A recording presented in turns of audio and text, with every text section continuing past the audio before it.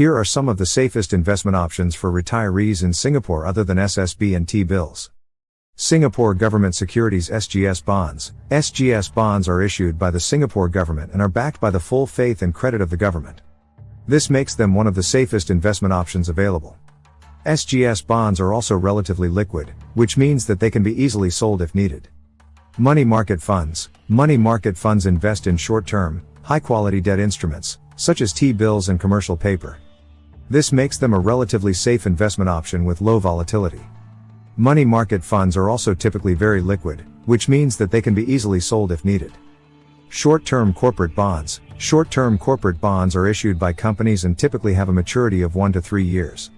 Short-term corporate bonds are generally less risky than long-term corporate bonds, as companies are less likely to default on short-term debt. Real estate investment trusts. REITs. REITs are companies that own and operate income-producing real estate assets.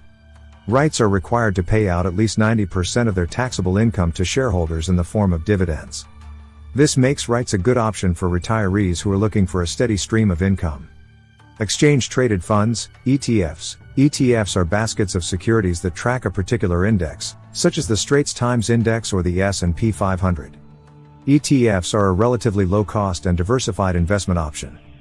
However, ETFs are also more volatile than some other investment options, such as money market funds and SGS bonds. It is important to note that there is no such thing as a completely risk-free investment. Even the safest investment options carry some risk. However, the investment options listed above are generally considered to be some of the safest investment options available for retirees in Singapore.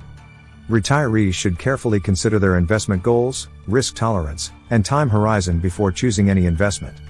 It is also a good idea to consult with a financial advisor to get personalized advice. Take care. And I see you in my next video.